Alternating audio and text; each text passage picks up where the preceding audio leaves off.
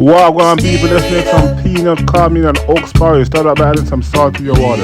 Then go ahead and add in your peanuts, your oats and your cornmeal to the blender. Yes people. Then pour in some milk. Nice and good and wonderful. So we'll beat around here. Then I want to add in some vanilla extract. Then I blend up everything together people. Nice and good and wonderful and smooth people.